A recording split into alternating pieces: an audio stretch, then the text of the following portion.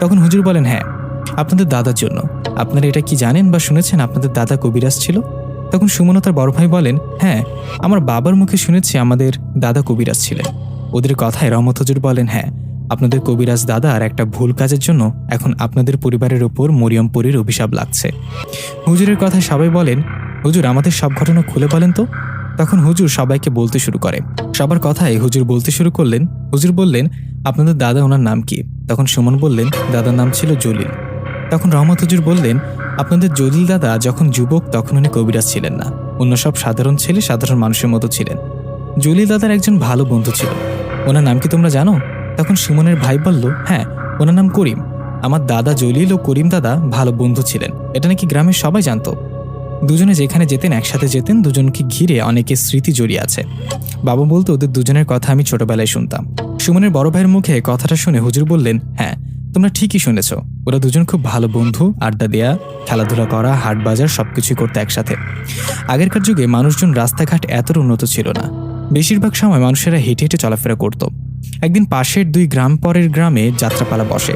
যাত্রাপালা আসায় জলিল দাদা ও করিম দাদা দুজনে ঠিক করেন তারা যাত্রাপালা দেখতে যাবে। কথা মতো দুজনে তাই করে। বিকাল বেলায় দুজনে রেডি হয়ে চলে যায় যাত্রা দেখতে। সেখানে যাবার পর যাত্রাপালা দেখতে দেখতে বেশ রাত হয়ে যায়।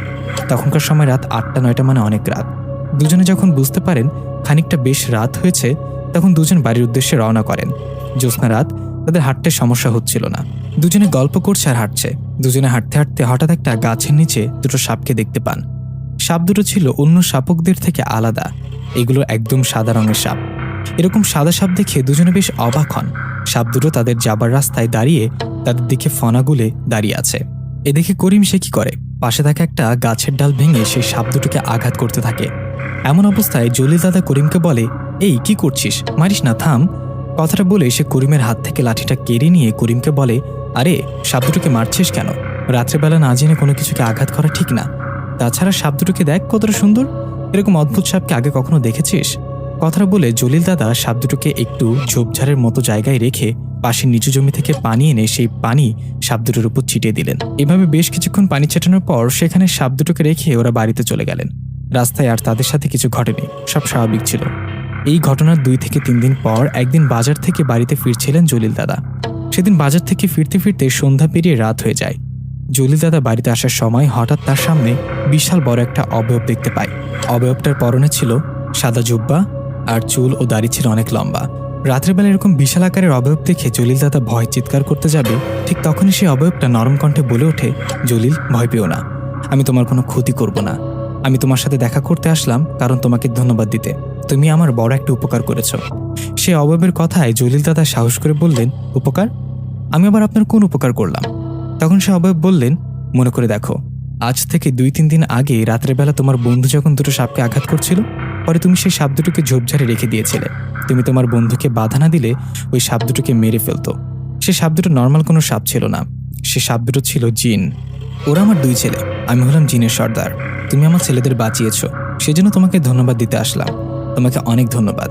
তুমি আমার ছেলেদের বাঁচিয়েছ, সেজন্য তোমাকে কিছু উপহার দিতে চাই। তুমি কি চাও বলো?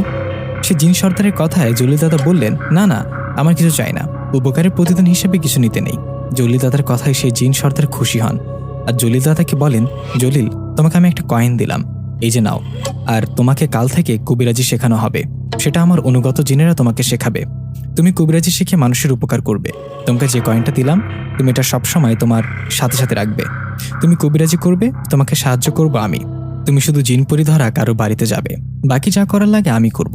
তবে হ্যাঁ, আমার কথা তুমি কাউকে বলতে পারবে না। সে জিন সর্দারের মুখে কথাটা শুনে জলিল দাদা বললেন, আপনি খুশি আমাকে কবিরাজি শেখাতে চাচ্ছেন, ঠিক আছে, আমি শিখব। আমি আপনার উপকার করছি বলে আমাকে উপহার হিসেবে কবিরাজি শেখাবেন বললেন, কিন্তু আমার বন্ধু করিম যে আপনার ছেলেদের আঘাত করেছে, এর জন্য কি ওর কিছু করবেন? জলিল দাদার কথায় সে জিন সর্দার বললেন, হ্যাঁ, এর জন্য শাস্তি হবে। জিন সর্দারের কথায় জলিল দাদা বললেন, না না, এটা করিয়েন না, আমার ভালো বন্ধু, ওকে শাস্তি দিবেন না। তাছাড়া করিম তো জেনে শুনে আপনার ছেলেদের আঘাত করেনি। আমার উপকারের বিনিময়ে ওকে মাফ করে দিন, দরকারে আমাকে কবিরাজি শিখায়েন না, তবু ওকে মাফ করেন। জলিল দাদার কথায় জিন সর্দার বললেন, জলিল, তুমি আসলেই ভালো মানুষ। আচ্ছা যাও, আমি তোমার বন্ধুকে মাফ করে দিলাম, ওকে কোনো শাস্তি দেব না। আর তোমাকে যে কবিরাজি শেখাতে চেয়েছিলাম সেটা আমি শেখাবো। তবে হ্যাঁ, তোমাকে একটা কঠিন উপদেশ মানতে হবে। তুমি কখনো কোনো সাপকে মারতে পারবে না, হোক সেটা নর্মাল কোনো সাপ বা সাপরূপী জিন। কথাটা বলে জিন সর্দার চলে যান। উনি চলে যাবার পর জলিল দাদাও বাড়িতে চলে আসেন। এরপর থেকে স্বপ্নের মাধ্যমে সেই জিনেরা জলিল দাদাকে কবিরাজি শেখান। অনেক সময় বাস্তবে এক অজানা জায়গায় নিয়ে গিয়ে কবিরাজি শেখান। এভাবে 1 মাস শিক্ষা নেবার পর উনি কবিরাজি শুরু করেন। উনি কারো বাড়িতে জিন ধরা রোগী দেখতে গেলে ওনার কিছু করতে হতো না, ওই জিন সর্দারের অনুগত জিনেরা সব কাজ করে দিতেন। এভাবে আস্তে আস্তে জলিল দাদার নাম ছড়িয়ে পড়ে সবখানে। উনি কবিরাজি করার মধ্যে কেটে যায় কয়েকটা বছর। এর মধ্যে কিন্তু উনি বিয়েও করেন। উনি বিয়ে করার পর ওই জিন সর্দারের সাহায্যে কবিরাজি করতেন। এভাবে কেটে যায় আরও কয়েকটি বছর। কয়েক বছর পর এই জলিল দাদা জিনদের দেয়া কথা ওদের আদেশ ভুলে যান। এক রাতে জলিল দাদার ঘরে একটা সাপ ঢুকে পড়ে। রাতের বেলা ঘরে সাপ দেখে ওনার স্ত্রী সন্তান ওরা চিৎকার দিতে থাকে। এমন অবস্থায় জলিল দাদা সব ভুলে গিয়ে ওই সাপটাকে আঘাত করে মেরে ফেলে। ওনার কিন্তু মনে ছিল না, জিন সর্দার ওনাকে বলেছিলেন, জলিল, কখনো কোনোদিন তুমি সাপ মারতে পারবা না। কিন্তু জিনদের কথা ভুলে উনি সাপটাকে মারার পর সে রাতে একটা স্বপ্ন দেখেন। উনি দেখেন স্বপ্নের মধ্যে সেই জিনের সর্দার এসে বলছেন, জলিল, তুমি তোমার দেয়া কথা রাখতে পারলে না।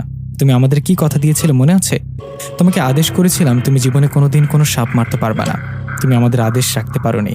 তুমি আমার ছেলেদের মৃত্যুর হাত থেকে রক্ষা করেছো বলে আমি তোমাকে একটা কয়েন দিয়েছিলাম আর তোমাকে কবিরাজি শিখিয়েছিলাম। তুমি আমাদের সাহায্য নিয়ে অনেক বছর কবিরাজি করেছো, কিন্তু আর না। তুমি আমাদের আদেশ ছিন্ন করার ফলে আমরা তোমার থেকে দূরে সরে যাচ্ছি। তোমাকে দেয়া কয়েনটা নিয়ে গেলাম, আর আজকের পর আমরা তোমার কাছে আর আসবো না। তবে তোমার কোনো ভয় নেই, আমরা তোমার কোনো ক্ষতি করব না। তুমি তোমার মতো থাকো। আমার ছেলেদের জীবন বাঁচানোর জন্য শেষবারের মতো তোমাকে ধন্যবাদ। এই কথাটা বলে স্বপ্নের মধ্যে সেই জিন সর্দার চলে যান। উনি চলে যাওয়ার পর জলিল দাদার ঘুম ভেঙে যায়। ওনার ঘুম ভেঙে যেতে উনি বুঝতে পারেন উনি জীবনের বড় ভুলটাই করলেন।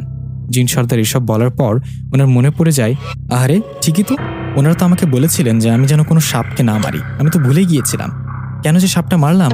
কথাটা বলে উনি আফসোস করতে থাকে। এদিকে মাঝরাতে ঘুম ভেঙে যায় ওনার স্ত্রী। উঠে ওনাকে